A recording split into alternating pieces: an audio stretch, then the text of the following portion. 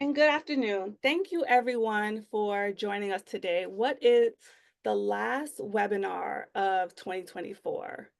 What to watch and do as your nonprofit enters a chaotic 2025, a convening of financial leaders. And I would just like to thank everyone for joining us today for this webinar. And we are so thrilled to have such an impressive group of participants join us today.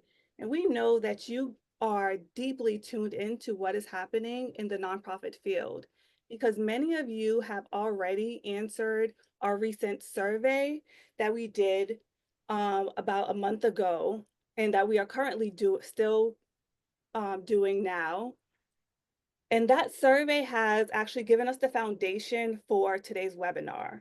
Your insights have given us the invaluable information that we needed to shape our discussions that we will be having today. So I just want to thank you for everyone that was able to take the time to participate in that survey. And for those of you who have not had a chance to complete that survey, later we will be dropping a link to that survey in the chat so you can do so. But as we look forward to 2025, NFC is greatly committed to keeping track of all the trends that will be happening in 2025, but also the challenges that nonprofits will be facing in 2025.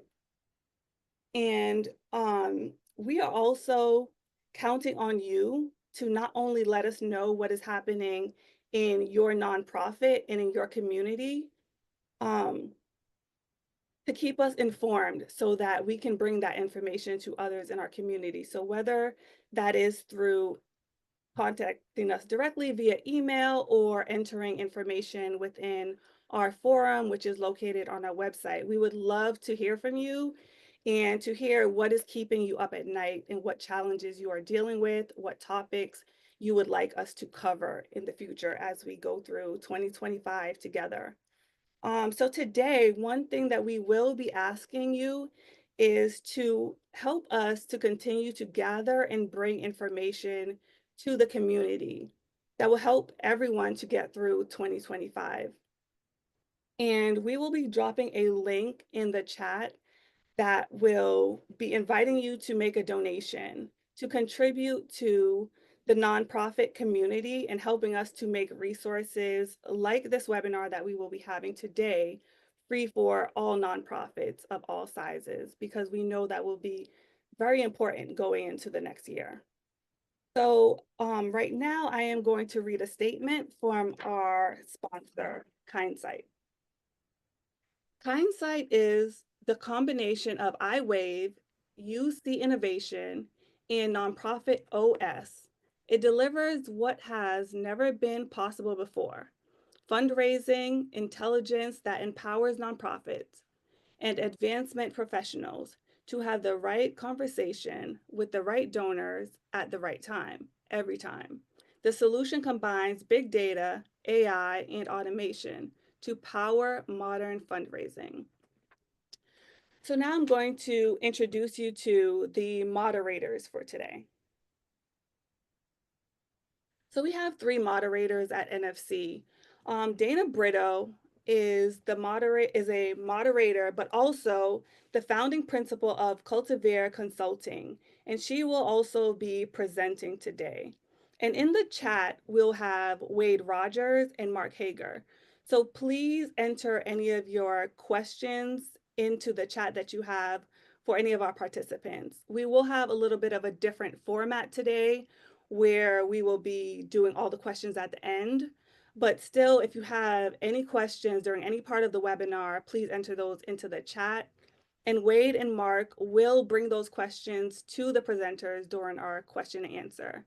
But as usual during our webinars, we encourage people to answer each other's questions. So if you see a question in the chat that you have insights about, please feel free to also answer those questions. And then for our presenters today, we have Elizabeth Searing, Associate Professor at University of Texas at Dallas. We have John Pratt, Senior Research Fellow, Minnesota Council of Nonprofits. Nathan Dietz, Research Director and Associate Research Professor, at the Do Good Institute, and we have a video interview from Julian Salinas, Executive Director at Women, Food, and Agriculture Network. And our presenters today will be giving you amazing information that will help you to get through 20, will help you um, to get through some of the challenges in 2025, but also um, help you to be aware of some of the trends that we will be seeing as well. So right now, I'm going to pass it over to Dana Brito. Thank you so much, Amanda. Hello, everyone. Welcome. So thrilled to have you all on board with us today. Again, my name is Dana Brito. As Amanda mentioned, I serve as a moderator for Nonprofit Financial Commons. And for today, I'm serving almost as a master of ceremonies, if you will. And I think in preparing for today's webinar, I think we were presented with the challenge of and the fact that we really don't know a lot of what's going to happen. I think there was a lot of lingering anxiety heading into the election, and now heading after the election.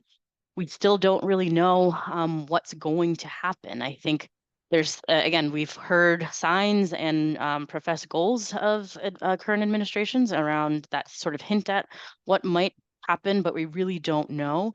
So I think for today, we really wanted to create an intentional space where we're holding the fact that people are continuing to experience challenges across the sector and have really very real concerns and anxieties around the future and the future political and economic climate, particularly for the sector. But I think we also wanted to ground us and remind us of some really important practices and values that have gotten us through in the past. And so, again, we're leaving space and holding space for all of our collective anxiety, but also I think reminding us of what has made us as a sector so resilient and important and critical to society going forward. So for today, I'm going to walk us through some of the survey results that Amanda mentioned. And if you haven't already taken the survey, please do. If we'll either pop a link in or make sure in follow-ups that will include links to the survey. This data, I think, is critical, not just to make sure that the Commons is as relevant and is best serving our membership, but also, again, so that we can all of us can advocate on our behalf based on the needs and trends that we're seeing, particularly those that are most challenging and present real threats to the sector. Then I'll hand it off to Nathan. We'll talk a little bit about trends in giving and really remind us of the importance of social capital, which was a big theme of one of our past webinars that I encourage you to check out on our website. Then I'll hand it off to John, who'll talk a little bit more about assessing vulnerabilities across nonprofits and really assessing those and being able to mitigate those, especially as it relates to financial literacy across your leadership team. Then, as Amanda mentioned, we have an interview from that was recorded with Julianne Salinas, the executive director of Women, Food, and Agriculture Network. And her organization is really at the crosshairs of some of the issue areas that may be jeopardized or challenged, particularly in the current political climate. So we'll hear a little bit about how she's already dealt with that and how some of those lessons might be transferred into managing in the coming months and years. And then we'll lead off with Elizabeth, who will share some of the characteristics of nonprofit resilience and how to think about resilience in the context of nonprofits before we round out and conclude with a few key takeaways going forward. Next slide.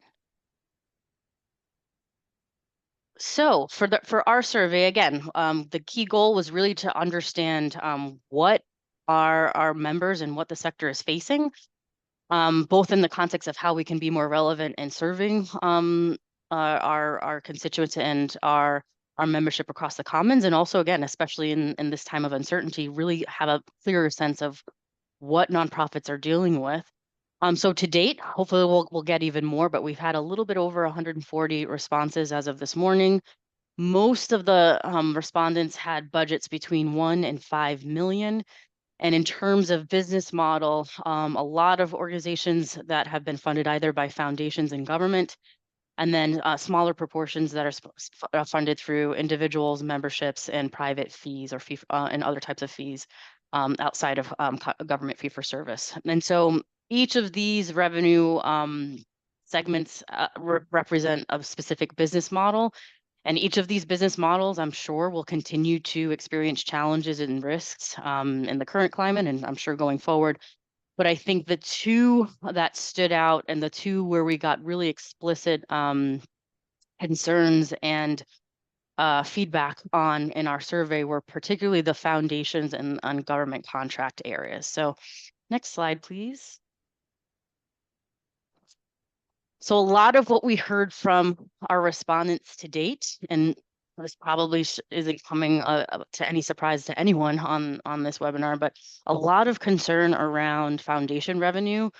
I think in prior webinars, especially the webinars that we've done around contributed revenue and foundation revenue, we've talked about how, one of the benefits of foundations is that they can represent very significant sources of revenue. Ideally, you can have foundation revenue that is more flexible and unrestricted in nature. Um, and sometimes it can represent some significant sources of multi-year revenue, especially. I think the downside with foundations, as we heard in our survey, is that strategic priorities can shift at the drop of a hat, and really knowing what will be the strategic focus of one foundation versus another, and even the same foundation from one year to the next, is really hard. I think foundations played a really key role, especially during the pandemic, in shoring up and providing rapid response funding in a time of real distress and uncertainty. But we again with foundations, again, we really just don't know what the trend line will be there, and what the or how they will show up. So I think even organizations that have really strong relationships are being really careful about how they plan for those going forward in the context of foundation revenue. And then overwhelmingly heard a lot of concerns and extensive and really serious material challenges as it relates to government contracts. And I think there's a concern and a fear and almost an expectation that current challenges that are being experienced as it relates to government contracts will only be exacerbated going forward, understanding that this will likely vary depending on your location and who your primary funding agencies are. But just as an example, and I think New York Nonprofit Media has published this, I think there's in New York City alone, just considering unregistered contracts. So unregistered contracts alone, the city still owes nonprofits over $500 million, and that doesn't count the backlog of registered contracts on sort of the back pay that's owed there. And so I think and that's just one city, and I'm sure other cities across the country or nonprofits located in cities across the country can relate to that experience. And so in addition to issues with ongoing challenges with procurement and bureaucracy, I think there's organizations in the social service arena, especially, who are really concerned about their contracts and the programming that those contracts fund being cut and being on the chopping block, depending on and based on what's been professed by the incoming political administration. So I think the concerns are very real. And I think throughout today's webinar, we'll talk a little bit more about really being thoughtful and proactive and planning for whatever may come, particularly as it relates to these revenue sources going forward. So next slide. So across our respondents, we were trying to get a better sense of access to cash and reserves, and really essentially how concerned are groups as it relates to liquidity, and what folks are working with as it relates to existing liquidity. And so it looks like, again, over a third of our respondents to date, and again, this may change depending on what the data and the new respondents that we get in. Over a third are dealing with or have access to about 3 to 6 months, which is a fairly good position to be in. Again, what that 3 to 6 months means and what you individually will need in terms of liquidity will very much depend on your business model, your primary revenue sources, and also your the strength of your balance sheet. So as an organization, especially for organizations that are dealing with cash flow issues and or making investments in larger programs or facilities or whatnot, you actually may need access to greater than that amount. But 3 to 6 is not bad across the sector. And then another 20 over 26% had access to 1 to 3 months. There was also a fair amount of you who have access to lines of credit, and I think about 76% of those who had access to line of credit had about 1 to 5% outstanding on those lines. So that indicates that you still have a significant amount available. But like I mentioned before, what that really means and what that amount should be is always going to depend on your unique business model and the strength of your balance sheet. So we'll talk a little bit about the importance of really understanding that and making sure you are diligently and regularly monitoring that in terms of really making sure that what your months of reserves really does match and is sufficient to handle a lot of the risks and uncertainty that we are all facing and dealing with currently. Next slide, please. So with this survey in particular, I think I think wanting to get a sense of, again, the biggest challenges being faced across the sector, but really hone in on those areas that represent pretty exceptional or bigger pain points than usual across respondents. And as you'll see on the screen, and again, not necessarily surprising, lots of issues around workforce. So a lot of issues and challenges around continuing to reliably and repeatedly cover the increasing costs of your personnel and your professional fees, your part-time staff. And I think while there seems to be signs that the rates of inflation experienced in prior years or in recent years seems to be slowing down, we do sort of anticipate that and wouldn't be surprised if continuing issues around workforce retention and coverage of workforce costs continues to be an area that our sector has to really grapple with going forward, especially because our sector is so people intensive and a lot of the work that we do is so heavily dependent on our people. And then the other areas that I think stood out to us, and these are areas that we also addressed in prior webinars that we did around audit preparation and internal controls. Lots of continuing challenges with recruiting finance staff and finance function, or getting staff. I think both across or staff, even contractors in some case, to support your finance function. And then a lot of challenges with getting audits and 990s completed. So challenges that stem from getting them done on time, getting them done sufficiently and accurately. And then, as we noted in our webinar on audit preparations, a lot of challenges around managing the skyrocketing costs for audits, because there's a lot of firms that don't want to do them anymore. And costs and there's limited coverage and staff coverage at accounting firms for them. So costs have been, especially over the past couple of years, really skyrocketing in that area. So I think again, those two issues were addressed somewhat in other webinars that we've done earlier in the year, and I think going forward, would not be surprised if overall issues as it relates to workforce, both in terms of retaining staff and covering the growing costs of living and continuing to invest in equitable compensation in the midst of all of this uncertainty, would not be surprised if those all continue to be issues that we are all and grapple with going forward. Next slide. So we also wanted to get a sense of how finance is being covered across the sector. And so on the screen, I think you're seeing payroll or finance related activities are covered across the sector. Payroll is usually something that we see normally being outsourced and has been outsourced is usually something that people regularly outsource and has been outsourced for quite some time. I think the biggest shifts that we've seen over time, and especially since the pandemic, is the level of outsourcing that's happening in the finance area. So as it relates to what you're seeing on the screen, we have fair amount who are outsourcing basic bookkeeping, so really standard transactional account bookkeeping and record keeping. A lot of people who are outsourcing both bookkeeping and accounting, so a lot of financial reporting and controllership level duties that are also being outsourced.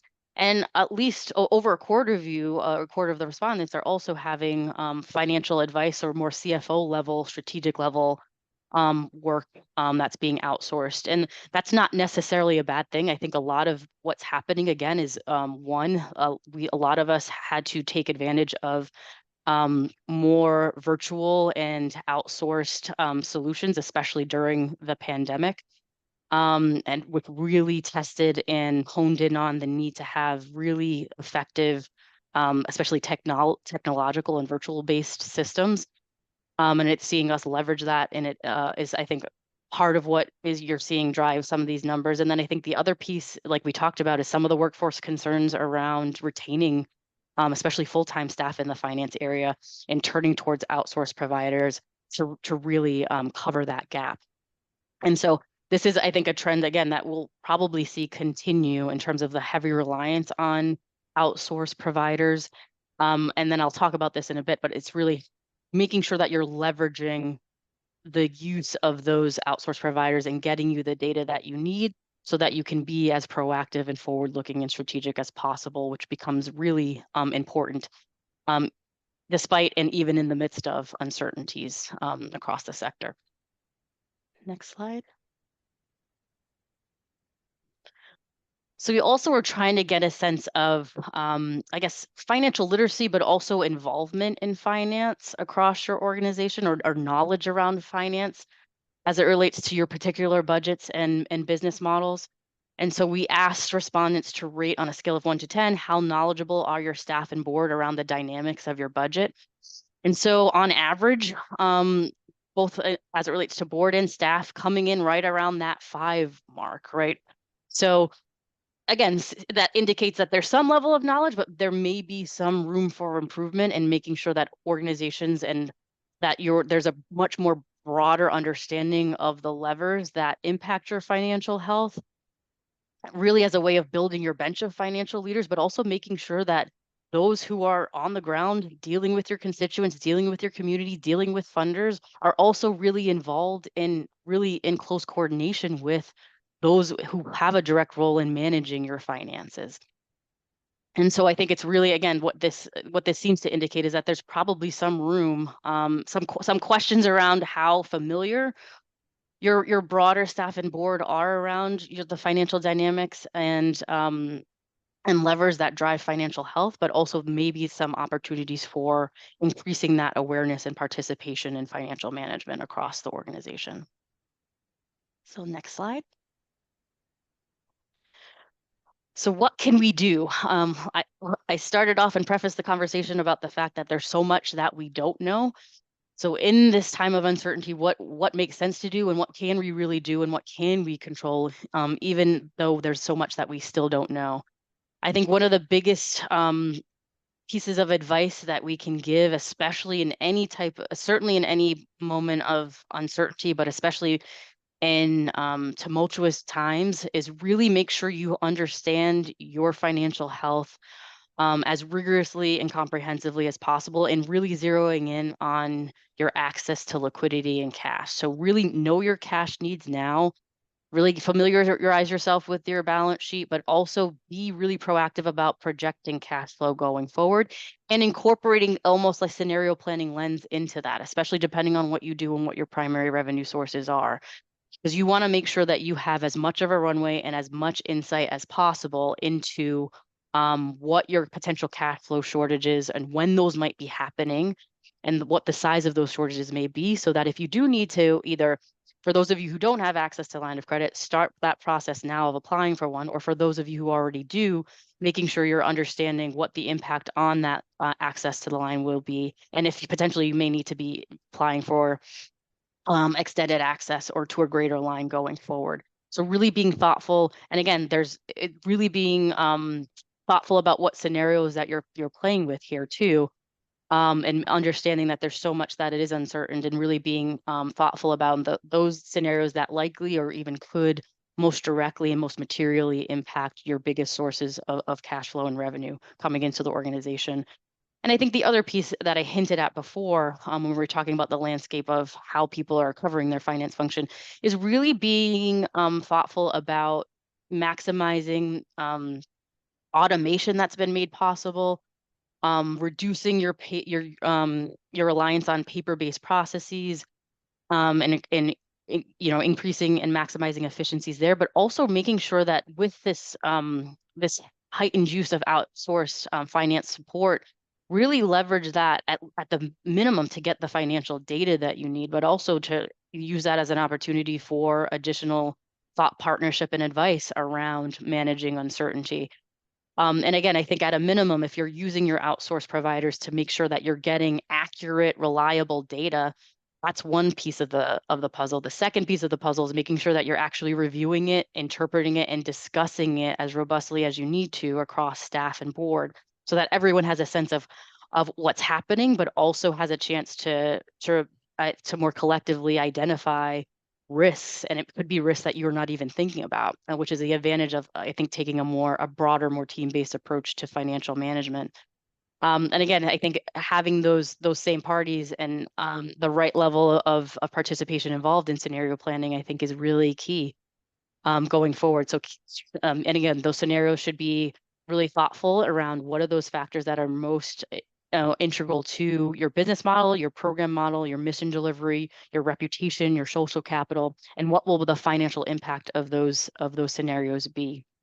And I think one of the most important things that we want to leave you with, I think, today, and especially towards the end of our session, is really be intentional about connecting with your peers and sharing your stories, because you are not alone in this. I think just in seeing the chat, I think there's a lot of these challenges that are resonating, and I think they're going into this time of uncertainty, and especially this political climate. It could and very well may call for a certain level of advocacy and really sticking up for each other that we've demonstrated before, and we'll may need to demonstrate again to make sure that we have access to the resources that we need to do the work that our communities are relying on us on. So really being thoughtful about sharing stories with your peers, connecting with your peers, and leveraging the collective as an opportunity to ensure that your resources are being protected as best as possible. So with that, I will hand it off to Nathan. Thank you, Dana.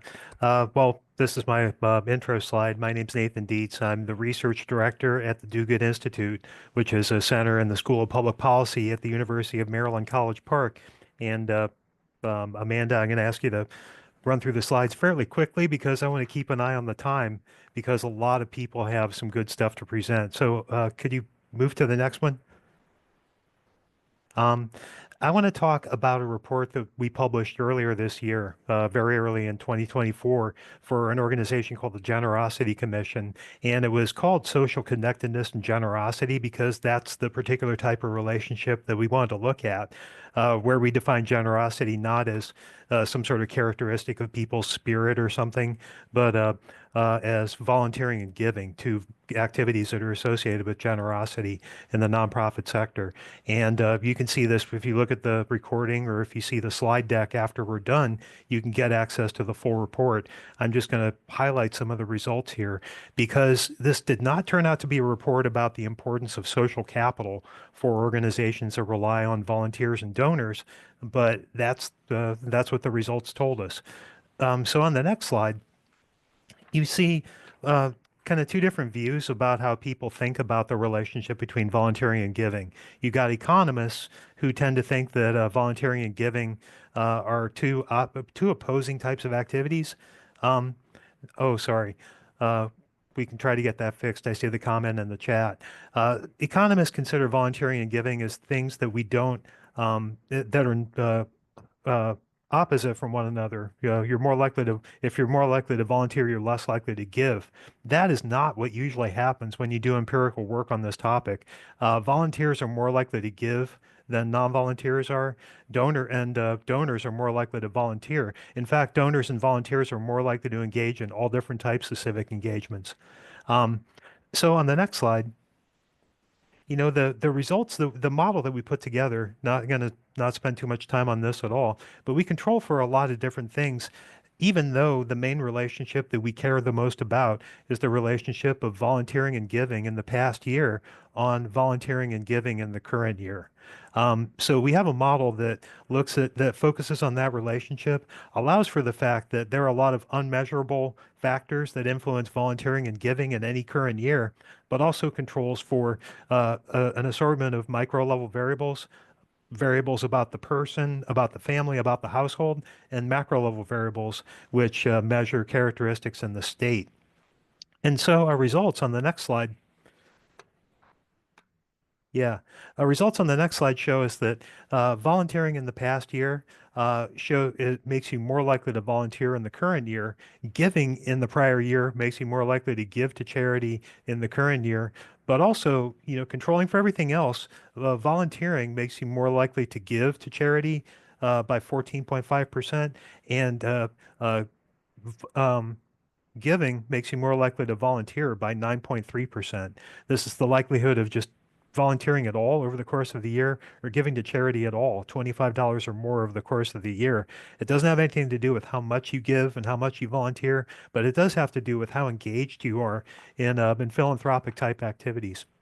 So on the next slide, the major set of results that I want to focus on today have to do with civic engagement and generosity, the relationship between being involved in other ways besides volunteering and giving on volunteering and giving themselves. So moving on, and I'm sorry, Amanda, we're just flying through this, but to our basic model where we're looking at the relationship between volunteering and giving in the prior year to volunteering and giving in the current year, we're going to add measures of group membership, social connectedness, and trust in neighbors. All of these are measured during the prior year, and we want to know what kind of influence those past activities had on the likelihood of volunteering and giving. So moving ahead, group participation, these variables are measured exactly the same way as they were in Robert Putnam's classic Bowling Alone, which was, and he did the research for this in the early 1990s. At the time, people thought that these types of groups were kind of outmoded, that people weren't participating in these types of groups anymore, not because civil society was breaking down, but because, there were other groups that people were participating in. So, but we wanted to test that proposition to see whether or not group participation still had an impact on volunteering and giving.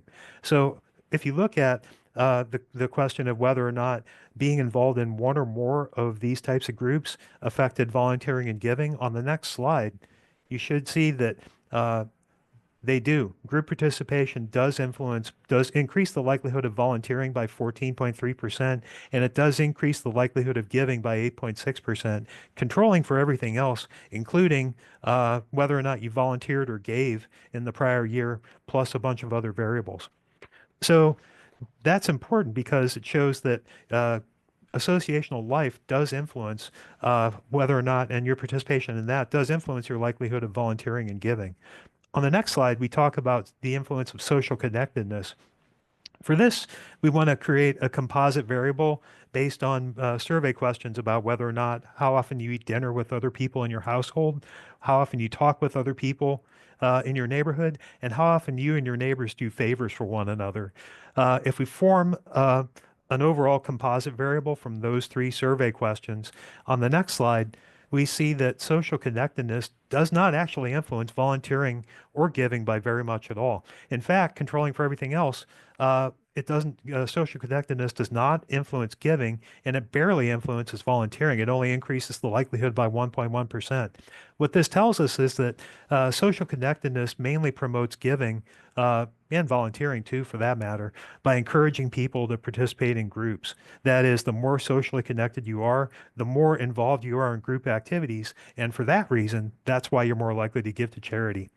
On the next slide, we want to look at the trust relationship, where we're interested in coding as a percentage of the time, the percentage of your time, how often you feel like you can trust the people in your neighborhood. All the time, most of the time, some of the time, or none of the time. Actually, it's not time, it's the percentage of people in your neighborhood. That's a typo on the slide. But on the next slide, looking at the results, you find that controlling for everything else, trust in your neighbors does influence volunteering positively and does influence giving, but those results too disappear when you control for group membership. So, like social connectedness, trust in your neighbors only has an indirect influence on giving and volunteering. Um, in the end, when we tell the story, it really has everything to do with associational life. If you participate in groups, you're more likely to volunteer and you're more likely to give. And that's the story of this report. It was unexpected, but I think that's the lesson here about why social capital is so important. The more people participate in groups, and this is Putnam's original story, the more likely they are to be involved in other aspects of civil society, and the more likely they are to volunteer and give to nonprofit organizations. So if you can encourage people to engage in activities that influence social capital, you're more likely to reap the benefits yourself as your organization by seeing more volunteers and more donors. And I think I should probably stop there. That's I could go on. This is a long report, but this is really the message that I wanted to put forward. In the chat, you can find the link to the NFC webinar that was done about social capital, which is more hands-on, has more practical advice for nonprofits. But I think the research that I just talked about corresponds with the lessons that are talked about in that webinar. So let me stop there. Oh, thank you. Let me stop there, and I'm not sure who's next on the agenda. Yeah, we can skip past. These are my last couple slides. That's okay. Yeah. But actually, if we stop on the next slide, right after this, these are the lessons I think that I wanted to emphasize. We want to establish common cause with the people in your community. If you're a nonprofit organization, you should try to establish common cause among uh, your fellow neighbors and engage people in any way that they feel like they want to, but be creative in terms of how you engage people. If you do that, then you might be able to forestall some of the problems that we talked about, that Dana talked about in the survey results, as well as any other problems associated with declines in civil society. Now I'll stop. Great. So, well said, Nathan. Definitely engage is our watchword now. So it's not easy preparing for what's ahead. We remember 5 years ago, the start of COVID brought epic uncertainty and huge workforce challenges. Now we're going to get to see what kind of uncertainty 2025 and the election of Donald Trump to a second term will bring. Today, part of this question is, what do we see happening to the revenues that help nonprofits provide goods and services? As Dana mentioned and the survey did, so people are wondering what will happen to federal grants and allocations, what is the impact on the workforce, and how will governing boards respond? This is both the right time to be thinking about these issues, and it's really, really early for what we can know at this point, but this is how we prepare. To start, I would like to put this into context of the overall nonprofit economy by looking at the larger flows of funds from 10 major sources of revenue across the top to 10 major activity areas of nonprofits across the bottom. I helped create this chart with the Nonprofit Quarterly to illustrate the variety of situations and the complexity and sort of the situation we're in. You can see that each revenue source has its own effects on the organization it funds. So next, on the slide, this is the big picture of the 10 sources across the top. And a key part of this is the complexity that no recipient has a single source of funding. So next slide shows the sort of how this affects organizations at the very bottom, and that they're dealing with completely different sort of special conditions attached to funding, transaction costs, timing issues, and relative reliability. And generally, nonprofits of similar size in the same field share this similar revenue profile with a similar percentage of reliance on whether it's a mix of foundation grants, individual donations, government contracts, earned income, and so on. This is the third time we've done the survey and in discussions now to do it a fourth time. There are changes in overall flows of nonprofit revenues over the years, but actually there's not been a big shift or what you would consider major shifts of where most of the money comes from for the organizations that aren't hospitals or universities. Overall, the nonprofit sector has a proven resilience despite the ups and downs of the economy and politics. Shifting the focus from the macro to the micro, your organization's situation, its vulnerabilities and opportunities are deeply rooted in its specific revenue profile. And so your analysis of the risks and options for 2025 benefit most from a focus on what is happening to your revenue sources. NPQ published an article a while back called Revenue is Destiny, based on the theme of essentially show me your revenue sources and I'll tell you your problems.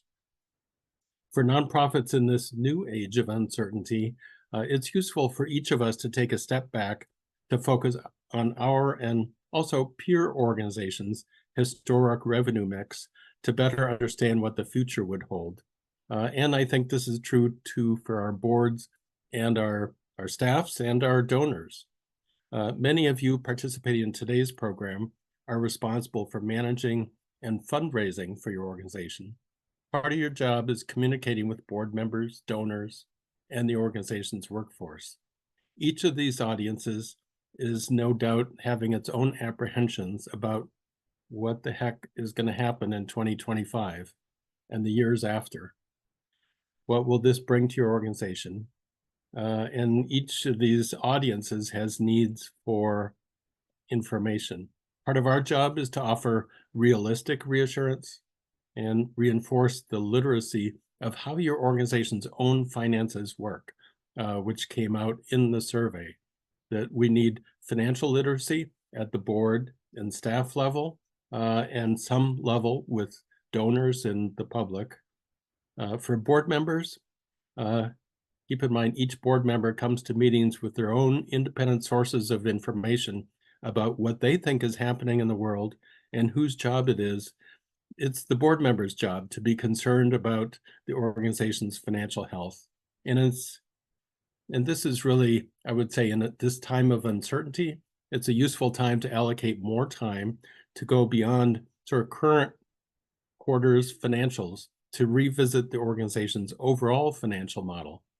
So taking the longer view, such as the last 5 years, including the organization's major sources of revenue, it would be good to do a board training with bar charts showing evolution of your revenue sources over the last 5 years, longevity of significant funders, total organization revenues and assets, what's happening to reserves, major initiatives. The goal is to avoid uninformed decisions, either board members who may think it's a disaster, we have to cut back really severely now, or now's the time to sort of start a new initiative. That's the only way we're going to get out of this, is we need sort of informed board members. Another key, as Dana had mentioned, political instability is a key part of this new uncertainty of what's going to happen at the federal level. So it's a key time to deepen relationships with coalitions and associations within your organization's activity area, both to track current developments, get early warning about what's happening within sort of funding streams, and to educate and influence decision makers where possible. These associations or coalitions are a source of the information on federal actions, and board members want to see that your organization is forward-thinking and well-informed about what is happening. And they also may need to be reminded that it is perfectly legal for nonprofits to lobby. For nonprofit employees who tend to be very aware of societal developments and certainly followed the last election, they'll be concerned about the ultimate effect of the economy on their own employment and work situation. This is a time also to offer them realistic assurance, but straight information, reinforcing literacy of how your organization's own finances work, while acknowledging the overall current state of ambiguity and what your organization is doing about it. COVID changed many things in the workplace. COVID also changed for many foundations their response. This is also a time to send the message back up the pipeline. The foundations did respond in many cases to the COVID and to somewhat to the racial justice challenge after the murder of George Floyd. Now we're seeing sort of basically major reversals in that area. So a lot of feedback, sort of direct advocacy with foundations that in an age of uncertainty, they need to be a source of reliability, not simply taking the claim that they are the creators, ventures, explorers, and investors with short-term funding. So sometimes the public sees nonprofits as more fragile and makeshift sort of church basement entities than we really are. And nonprofits have grown to occupy a critical part of the US economy. This new political disruption will not be the end. A few dissolutions, which we're going to hear about, does not mean our doom. And so that's also why in this program we're talking about resilience. So I think at this point, I'm going to hand it back to you, Ruth. Thanks. I'm actually going to introduce our next speaker, but before I do that, I want to say that in every moment of impending crisis, you can almost see the character of the type of effects it's going to have on which type of organizations in what is unfolding. In this case, we have already seen a lot of targeting language for particular kinds of organizations on the progressive side of activity, particularly. And those organizations have absolutely no idea how far any of these threats will actually extend. It's a pretty inclusive list of organizations at this point, between the bill that was filed in the House proposing to take away people's 501c3s for their level of so-called terrorist activity or terrorist related activity, and the promises that are being made to radically cut budgets of whole fields of work.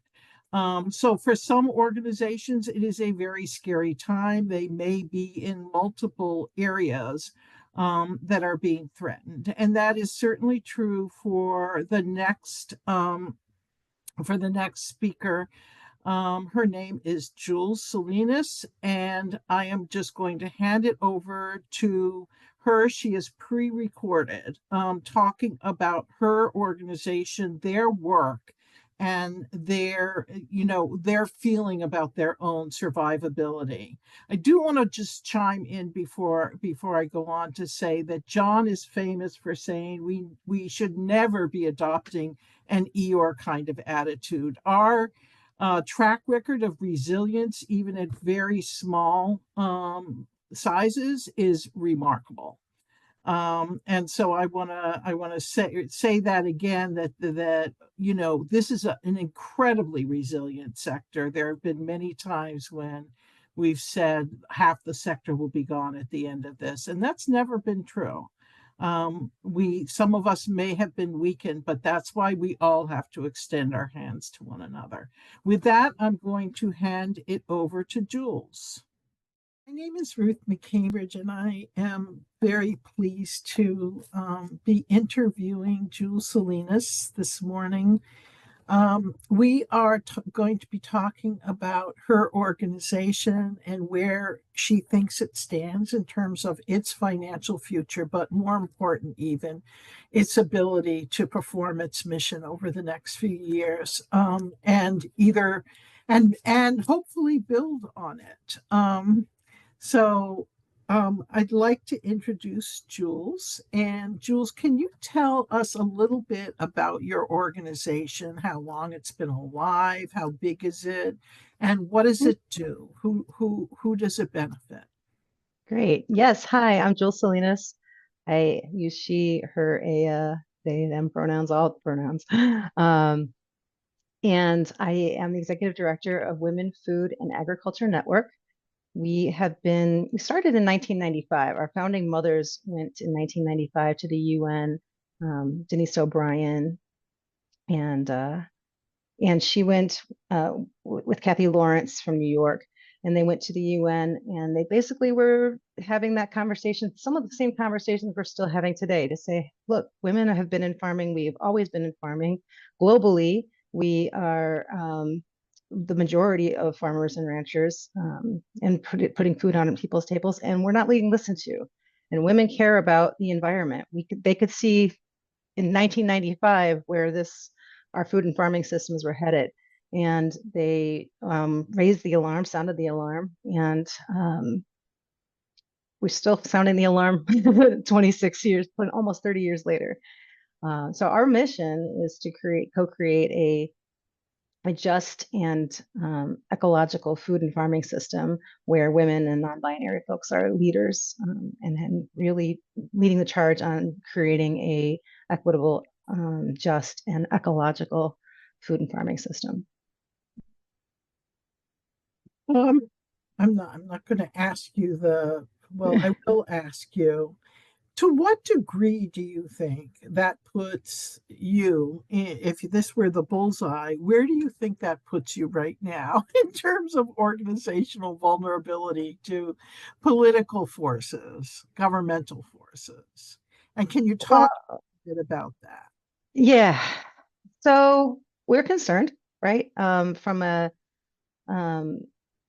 a bullseye perspective, if you want to say it, right? And the reasons why, like I've read for sure. Most of us have read Project 2025 or bits of it.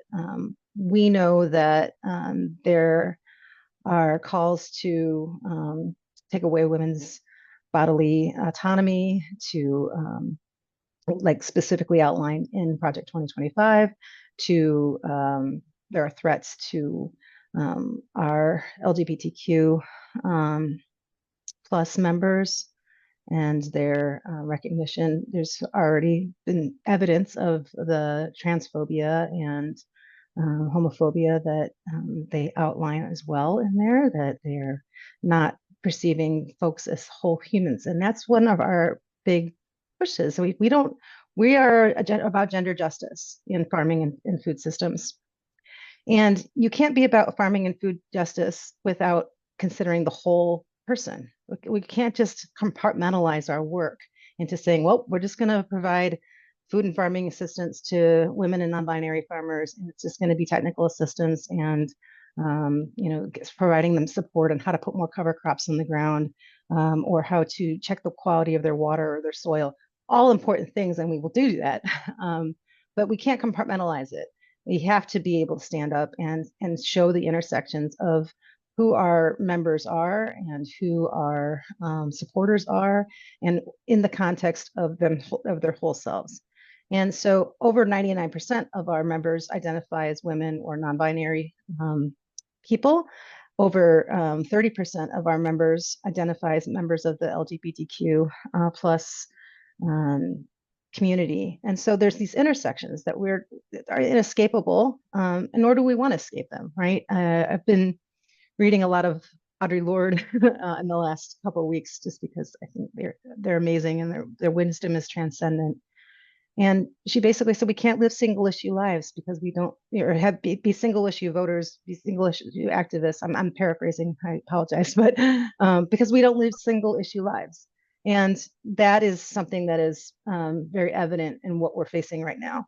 So while there are those that say, well, look, Trump just appointed a woman as the head of the USDA. It's the second time in history that this has happened, and the first time in 2 decades. And yeah, that's great. However, when you look into the history and the background of that nominee, we're concerned because they come from America First. And if you look at the America First agenda, which is very similar and parallel to Project 2025, we are concerned that our members are going to suffer and human rights abuses, frankly. And that's, I think calling it out and naming that does potentially put a target on our backs. Yeah. So tell me how big is your budget at this point? Our budget's almost $700,000, 60% of which is government funded. Okay. And so, Nonprofit Financial Commons has asked, did that survey and asked, like, what are the concerns? And that is a concern because while that funding that we have right now is secured through allocations, that the renewal of that funding is definitely in question. And when question also because that funding really supports women and non-binary women and non-binary farmers and ranchers in being able to lean on each other and learn from each other by identifying other. So for one side of it is mentoring, right? So we got funding through BFRDP, Beginning Farmer Rancher Development Program, to enact our Harvesting Our Potential mentoring program. And that links to farmers, a existing or a farmer that is, or rancher that is working already or has been working for several years in farming and ranching, woman or non-binary, with another woman or non-binary person who is aspiring to farm or ranch or is beginning farming and ranching. And over again, we hear how that this is a unique program because it does link to people that might not have been able to meet and that have experienced many of the same challenges that that working with somebody who is sort of the traditional farmer, traditional meaning like recognized farmer of a white male farmer, wealthier farmer oftentimes, than it is a beginning farmer who is a woman who has experienced the challenges of being a woman or non-binary person in this very male-dominated field.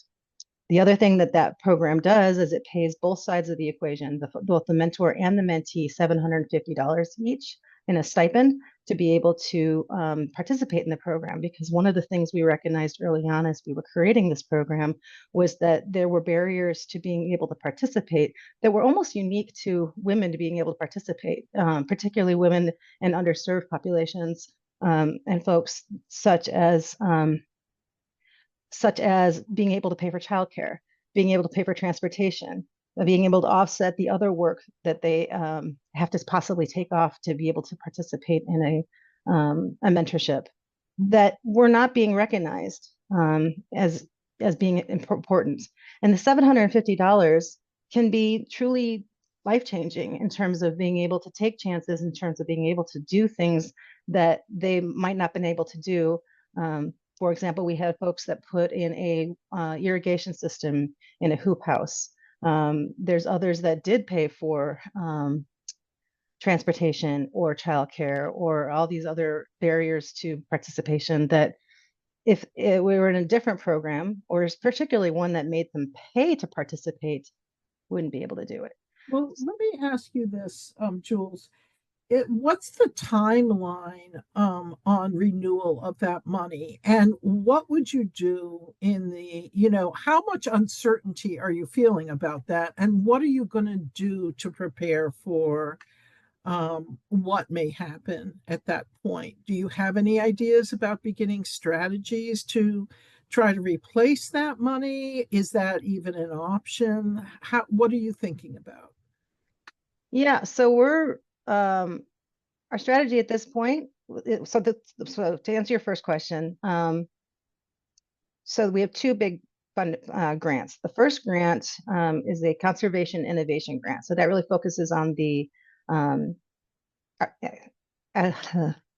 on the side of our programming that really looks at how do we address climate change and how is climate change affecting our farmers and ranchers?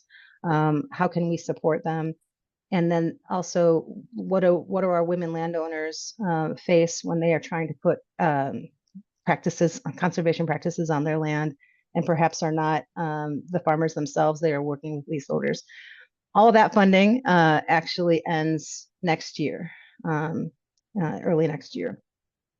We're hoping to get a budget extension, not a budget extension, a program extension, no cost extension that'll take us through November of next year. This may be too too transparent for this interview, but there it is. But because we want to really make sure that we accomplish all of our goals and do the evaluation that we intend to do for that program. That program has not had a request for proposal RFP drop yet for renewal. And so we are cautiously optimistic that will happen in the first quarter, that the new administration will not target that funding because it is Conservation Innovation Grant. It has some buzzwords in there that we are concerned may be trigger words for targeting. Similarly, Beginning Farmer Rancher grant ends not until 2026. However, they could look at our proposal and see some, depending on how they go about identifying programs to cut, right? We're just really uncertain, as I think most people are at this point.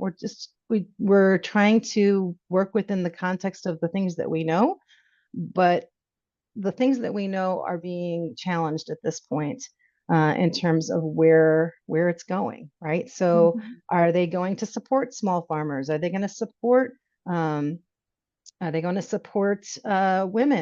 to support the LGBTQ community? Are they going to look at the context of our whole selves as we approach these challenges, or are they going to try and compartmentalize and, in their minds, strategically cut programs that have intersectional qualities to them when they're trying to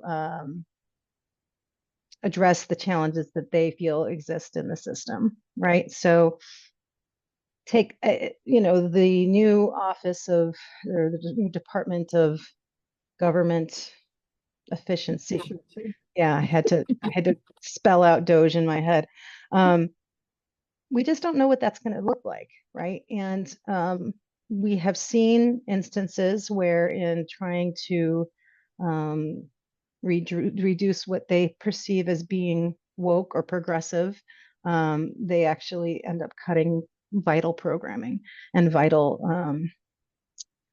services. And that is our concern, is that because we do approach this in a holistic way, we look at what we do as being intersectional with women's health and with the health of the planet, that they could say, well, women are being taken care of because the men are being protective and taking care of us like we said we would.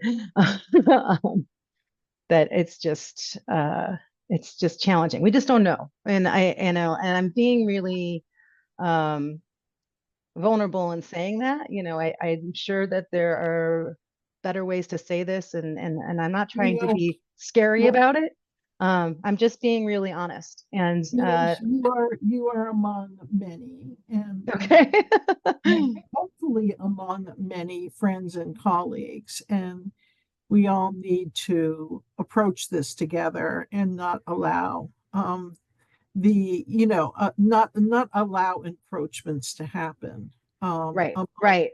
Vital fellow programs. So I appreciate very much your ability to be vulnerable and transparent in the interview, because I think it helps people understand the degree of uncertainty that we're facing.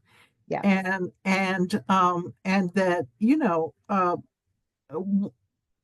how important it is to prepare our boards and our constituencies for things that may happen that we need their help on. Right. Yeah. Well, and I said earlier, I've been doing, and it's funny because it's not just me. I found out that other friends that are also working in nonprofits and public service we're going back to our inspirational readings and inspirational authors. And again, Audre Lorde just keeps coming up for me.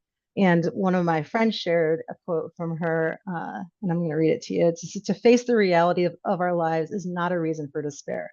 Despair is a tool of your enemies. Facing the reality of our lives gives you motivation for action, but you know you're not powerless. You know you have to ask the hard questions. And it's not altruism, it's self-preservation, it's survival. And I really think that together as a collective, we can not only survive, but thrive. Happy Giving Tuesday to all who celebrate. I know it is a very big day today for many of us that are hoping to cultivate strong financial relationships with donors. So hope that is going well for you. My name is Elizabeth Searing, and I'm an associate professor at the University of Texas at Dallas. And I wanted to spend my little chunk of time together with you today talking about actually a couple different studies that I've been a part of where we look at what it is, what it takes to make nonprofit organizations resilient. And so, Melissa, if you can advance to the next slide. And the next one after that. Perfect. So I'm a recovering economist, and so I have feelings about the word efficient. But those feelings are whether it can be applied in some places and not applied in others. And I think that one of the biggest crimes that is being committed with the word efficiency, especially in today's kind of political and social environment, is a confusion of the word efficiency with the word effective. They are not the same thing, and efficiency is not always desirable. However, many of you probably agree with me in thinking that as nonprofit organizations, we seem to be facing so much pressure to not be effective, but to be efficient. So we need to be cost effective. We need to have very low overhead. We have, if we're lucky, full reimbursement, but most of the time partial reimbursement if we're reliant on government reimbursement contracts. We sometimes still have to justify that we need a little bit of surplus left at the end of the year. And so this kind of permeates what it is that we do in kind of a day-to-day operating environment. And so it's not really a surprise that with all of this constant pressure to be efficient, that we are finding ourselves fragile when it comes to being able to continue to deliver services while also dealing with all of the things that seem to be happening right now, whether we're talking about, viruses, whether we're talking about politics. We are being, it almost feels like we're being set up. And so what I want to talk about today are things that we can do, concrete steps, in order to become more resilient organizations, not by being efficient, not by being inefficient, but by taking concrete steps in order to make ourselves more resilient organizations. So next slide. Okay, so first, what do I mean by resiliency? Resiliency as a word is becoming the new synergy, where it appears to be very popular, but no one's 100% sure what exactly it means.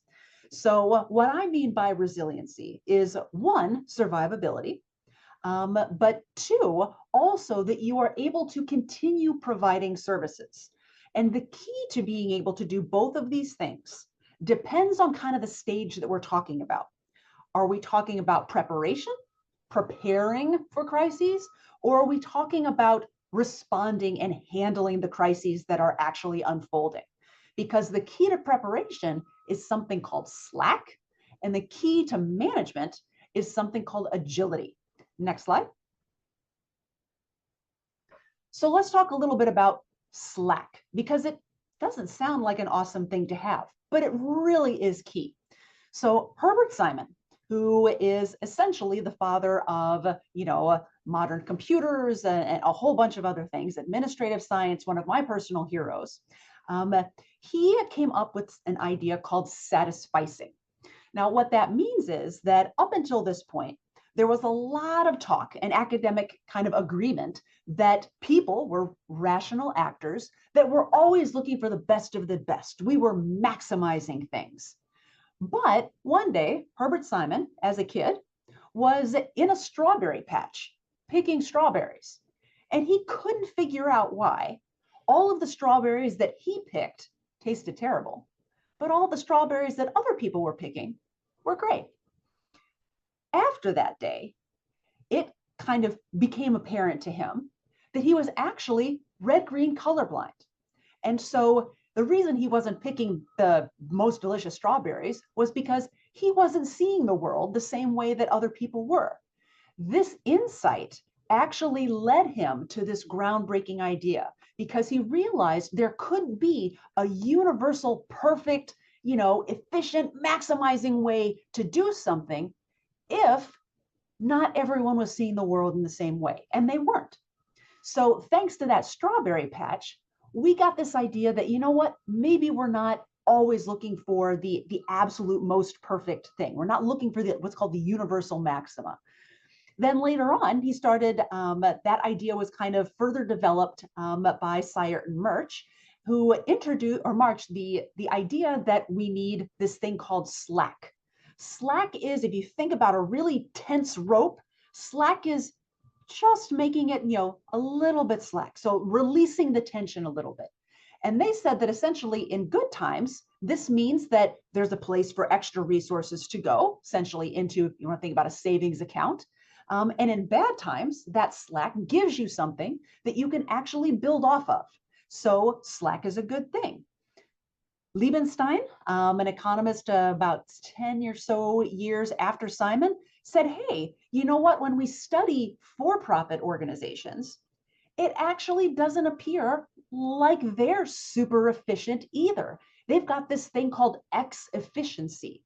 And this gap, this amount of slack, is the difference between where the economists think they should be operating and where it seems like really successful organizations seem to be operating.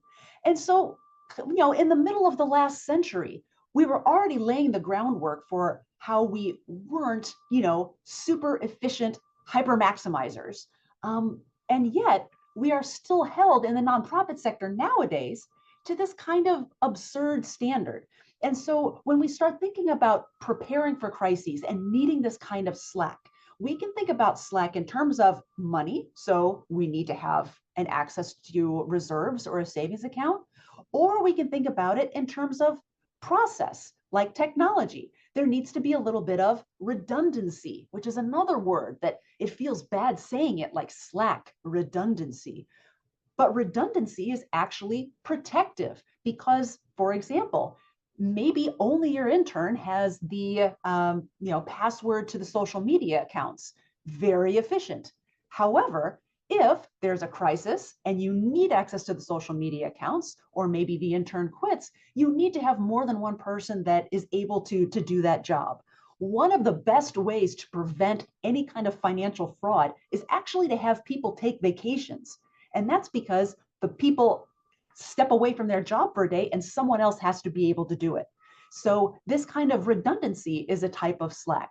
And so we need to move past kind of our fear that's been trained into us of slack and redundancy, and instead think about finding what Dennis Young, my co-author, and I call in our book the Goldilocks level.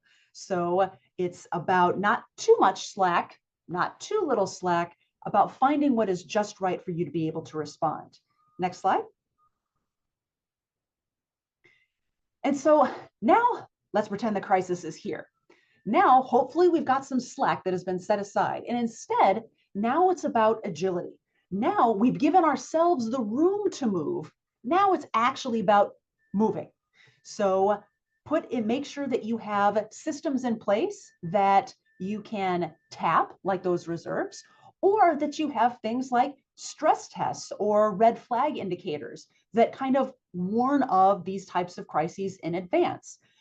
Like was mentioned earlier, know what your cash flow situation is, because especially if you're following accrual accounting, your revenues can look great, but you still might not be able to make payroll. So make sure that you have all of that under control and you have that information. Do engage in scenario planning. So sometimes it feels kind of silly doing these kind of what if games in a board meeting, but 100% it is worth your time, especially if you feel that you are exposed to a larger amount of risk in today's climate than normal. Because engaging in scenario planning does two things. One, it gives you a plan for whatever that scenario is that you've sat down and worked out.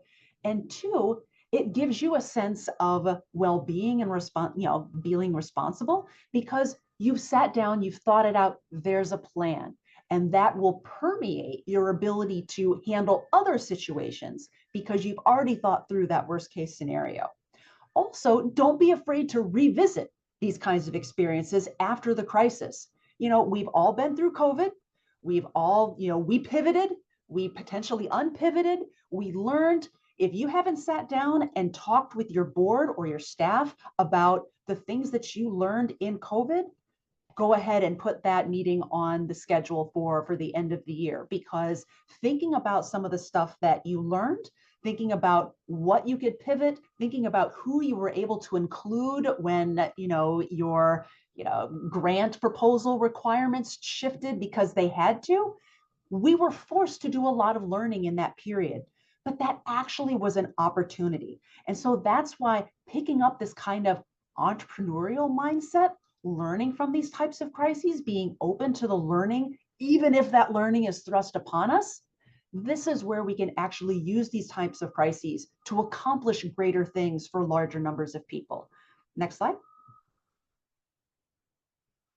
So how would resilience management be different rather than this kind of efficiency-focused management?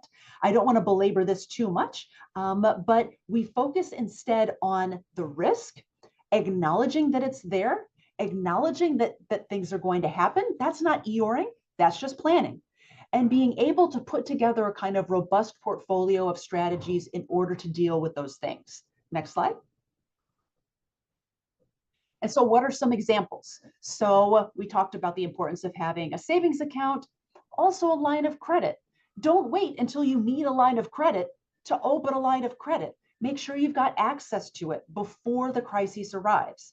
Let's try and have try and have variable costs over fixed costs. Try and have, see, there's that redundancy word. A lot of these words, we've kind of imbued them with a not positive element, redundancy, but they actually are the key to us being able to make it through some of these situations in a safe and healthy way. Next slide. And next slide. Try and be mindful of time since we had a little bit of a switch around. And so one of the things that my colleague and I have done, so we wrote a book back in 2019 called Nonprofit Resilience Management. We are actually putting together a case book full of actual real experiences from nonprofits that have come forward and put their stories on the page. And so I've included a couple of them here. All of these strategies, some of them are going to be balance sheet strategies like Playhouse Square that was able to accumulate a reserve fund, or whether we're talking about things that weren't really financial strategies. So Girl Scouts of Northeastern Ohio that increased the reliance on volunteer labor and shared salary reductions and moved programming online. So there are all sorts of different strategies that you can utilize. And so the book kind of lays that out in, let's say, an organized kind of topology. But then the casebook is actually bringing forward examples of organizations and how they were able to tap these strategies, and normally not just one, normally a combination of them, in order to get through whatever it was that they were facing. Next slide. And like I said, this is just kind of a piece of the work that I've been lucky enough to do over the last 10 years. We've also done with my colleagues, Kim Wiley and Sarah Young, we were able to look at a totally different crisis. So this was a political crisis in the state of Illinois, where the state didn't pass a budget for 2.5 years. And so if you were a nonprofit delivering services, there was the possibility that you had to keep delivering services because you signed the contract, but you weren't actually being paid for 2.5 years. How in the world do nonprofits get through that? And so we talked to a whole bunch of nonprofits and we put together a topology for the actual strategies that they used in order to make things continue to happen. And as you can see, again, it's kind of a portfolio approach. There's never really one sure thing, but it's about knowing what's out there. It's about planning. It's about having that slack and being able to use these different strategies in an appropriate way for your organization and for the crises that you're facing. Next slide. And so there are some key takeaways that you can probably, give at this point because of the way I've been kind of hammering on them. Organizational slack, absolutely crucial to preparing, and organizational agility is absolutely crucial to response. And they feed together. Very difficult to be agile if you haven't given yourself any slack. The good news is, after the pandemic, I'm having more conversations about, how much savings to have and not whether to have savings. So one of the good things to come out of the pandemic is that a lot of our boards, there was always that one person that never wanted to show a surplus and didn't believe that we should have savings from year to year. Those people are fewer now. And now it's more a question of how much to save and not whether to save. So the good news is that this is a good time for us to be having those conversations and figuring out where we want to build in the slack and to have the opportunity to plan, because I do sense that there's more coming and it's going to be a very action-packed few years. But the good news is that you shouldn't feel overwhelmed, that there is a lot of different opportunities and strategies that you can tap, and that there are a lot of other stories from other nonprofits that have been able to continue moving forward and delivering services. We've put up a poll here is giving you a couple of options. Check all that apply for how you think or what your first or a few steps are going to be, what you're going to prioritize, and how you might think about what your biggest action steps are going into this upcoming year. If you don't see anything there that applies to you, or if you're clicking on that other, please tell us in the chat. There clearly are no wrong answers here. And depending on your unique circumstances, your location, your mission area, there could be many ways that you would be preparing for and helping to mitigate the uncertainty that lies ahead. But let us know what you're doing. And if you don't see an option that applies to you, please feel free to put it in the chat. So we'll keep that poll open for just a few more moments.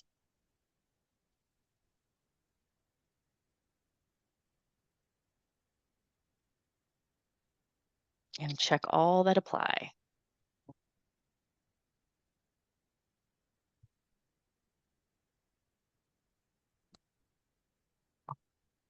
We can give people a few more. Yes, let's do it.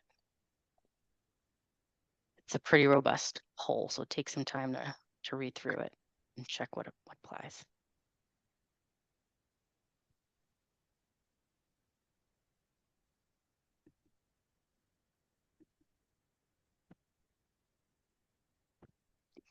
Give folks a few more seconds.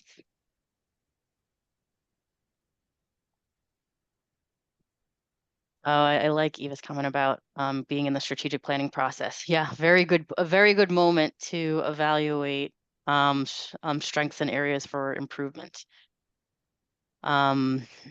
Particularly in the wake of any potential or continuing really resource constraints, and really being able to focus efforts and resources accordingly. Okay, we can launch now. Let's launch it. Let's see what we got. All right, so looks like quite a few of you are considering potential opportunities. Ensuring the board and staff that are engaged. Love seeing that such a high percentage there. Again, I think John hit on those points as well. Again, and I think also Elizabeth did too in her example around scenario planning. It may feel silly at certain points, and again, especially there's probably a million scenarios that could be evaluated around or with your staff and board. but really being intentional about what are the biggest risks and what are the most material risks, and based on what you do know, what seems the most likely, I think, so I'm really starting from a point of financial literacy and then using that as a platform for more robust scenario planning is great. And love seeing that there's more div and advocacy networks as well, really continuing the importance of social capital, both in the context of your peer organizations and the networks that you serve as well. So again, I think continue to let us know what you're doing. If you haven't already filled out the survey, please do. Very curious to hear how people are responding, and also always eager to hear more about how we can best support you all as our members and also the sector as a whole. So with that, I'll hand it over to Mark and Wade to shepherd us through some questions.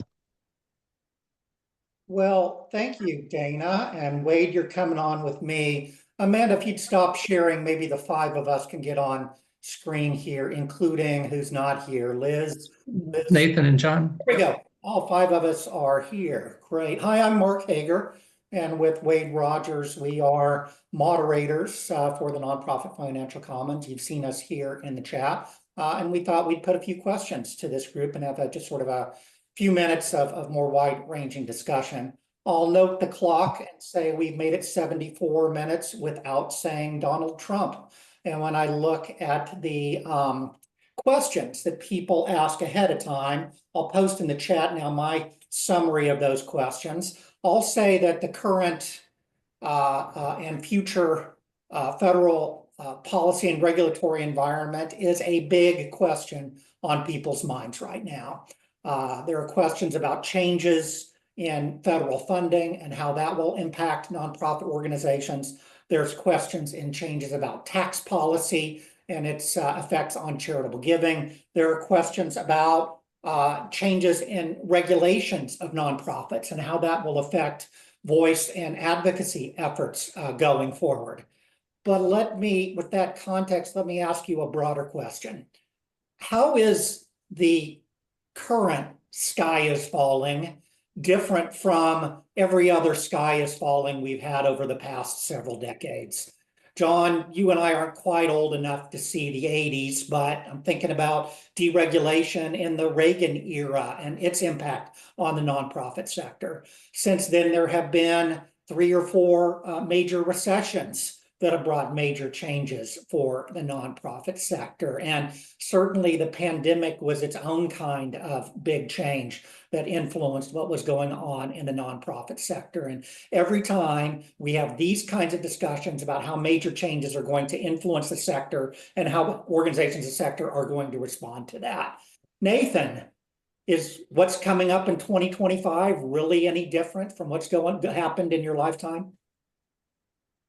Well, I mean, I was nodding my head because I saw the comment in the chat about the hate rhetoric towards BIPOC communities, and that's a huge difference from previous decades, unfortunately. I'll tell you one, it was just a tweet, but it was by Vivek Ramaswamy from the Doge department, him and Elon. And he was tweeting about the fact that university overhead rates, this is maybe too in the weeds for people. Well, maybe not, probably, because we're all nonprofits, folks. But indirect cost rates for the universities charge for research are really high. And foundations tend not to charge very high indirect cost rates. And he was saying that it would be great for the taxpayer if government stopped funding universities to do research, that they should just give the money through foundations themselves. And it's the latest idea, the latest claim I've heard made about foundations that make them kind of look like they're the bad guys, or not, at least not aligned with the good guys. And I hadn't seen that before. That's kind of new, in my opinion. Thank you, Nathan. Liz, you and I have been studying resiliency in nonprofits for a long time. Should we expect the next 5 years to be any different than the last 25? I mean, it's always different. It's just going to be, you know me, I think of myself as a realist, but everyone else seems to think I'm a pessimist. So I'm not entirely sure who to believe. I do think that it'll be different, but it won't be unprecedented. I think that the word unprecedented has come into vogue over, since COVID, but really even COVID wasn't unprecedented. So I think that there's always something to learn from the hardships of the past. And I am also not, I was technically around in the early 80s, but don't recall a whole bunch. And so there has been hateful rhetoric. There has been, people being insufferable jerks to other people, sometimes using the power of office. These aren't new, but I think that there are things about it that are changing. I think that, the degree to which is it okay in the broader populace is different. I think that the methods by which this kind of oppression can happen is different. So when I went to, the first real trouble I ever got in school was during a walkout over civil rights. And, it's like we didn't have social media. We didn't have any of that. So it's just that the methods have all changed. That's one of the things about what people think, AI is new. It's not new. We're in the middle of the fourth wave of AI summer. But it's so I don't know whether it's optimism or fatalism, but I do think that there are ways forward and that we can be informed by what has happened in the past. Not to say that this is, that everything's going to be absolutely fine and that, what's happening now is okay. I'm just saying that people have always been people. So that means there's going to be things that we can learn from in the past. Yeah, thank you, Liz. John, let me have you respond quickly to this. You've been billed by Ruth today as not Eeyore, but how optimistic are you about the next 5 years? I'd say it's a big question mark. And some of my questions would be what happens at the state level, because the states seem to be diverging. Certainly the, abortion, reproductive rights issue is dividing the states. We see very different sort of local situations. And then also this could be an age of litigation. Is a lot of the pushback, it's could be a weird Congress, and then a lot of litigation back at what they're trying to do. But I think I would say, yes, it's unprecedented. Sorry, Elizabeth. Yeah, thank you. Wade, what questions do you have to put to the committee? Well, there was a flurry of discussion too when I think that was earlier on with Dana talking about the number of respondents who have outsourced at least some part of their financial function. And I'd be remiss if I passed up Rhonda's comment about the outsourcing in her organization where multiple people are in multiple time zones, and she's kind of juggling that function without actually being able to think like a CFO. And I had a similar situation with a client of mine where I act as a fractional CFO. Is that the board at one point said, I feel like we have this parade of contractors come across our stage every board meeting. And so there is a risk, I think, of over outsourcing or over contracting on these vital functions. I just wondered if anybody had anything to remark on that, since it is such an ongoing trend. Yeah, I can shed some perspectives and invite other opinions and perspectives from our panel. I can understand certainly that feeling of the proliferation of contractors. I do think it may go without saying, but I think it's really, and particularly within the context of finance, knowing what you're signing up for and what you're contracting for is really critical. Because I think there's a lot of people who conflate more transactional bookkeeping support with having a finance lead or strategic financial capacity. And that's just not the case, right? I think those are two very distinct capacities and skill sets even that need to be acknowledged. So knowing what you're contracting for, and again, it does take work, especially when you're onboarding new contractors, but especially if you're working across time zones or different, if certain contractors are only available for certain hours or days of the week, being very thoughtful up front about setting expectations of this is what I expect from you, this is what you need from me to do your work well, and really being thoughtful around timelines and who's doing and roles and responsibilities in the context of contractors, and making sure that's well understood, particularly across your leadership team and across your board, because it's not necessarily a bad thing to outsource something. I think you just need to know what you're signing up for, what you're paying for, and make sure that roles and responsibilities especially are very well understood between yourself, your team, and that contractor. Yeah, thanks. And also something Elizabeth talked about in terms of resiliency and the ability for multiple folks within an organization to be doing a similar job. The example of somebody needs to go on vacation every now and then. And I feel like sometimes organizations may not investigate that as well, in the sense of possibly in a smaller organization spreading the duties out amongst other folks rather than kind of going directly to outsourcing. Okay, so I think I'm going to step in here just so we're getting close to the end here, and I want to just sum up some stuff. Is that okay with you guys? Okay.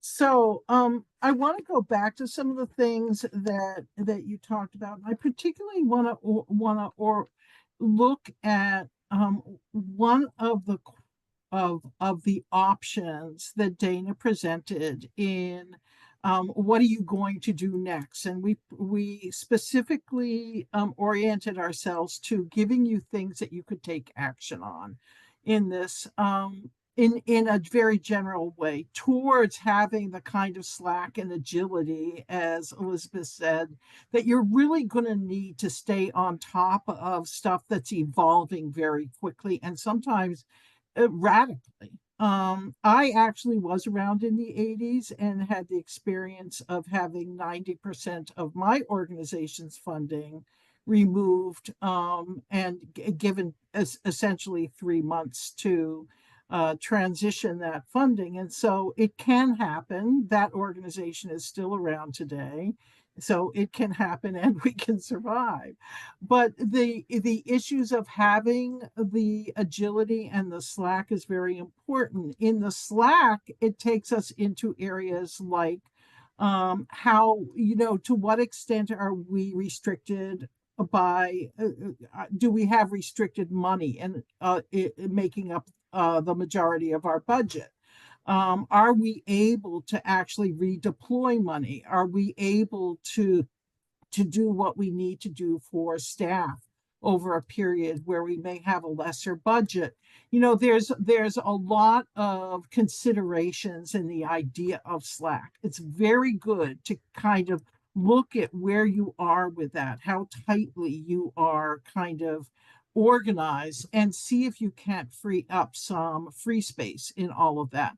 Some of that is in negotiating your grants and contracts. And I want to say that during the pandemic, that was very, very often a way that people did see some extra money open up, is that they renegotiated restricted grants and contracts to more unrestricted.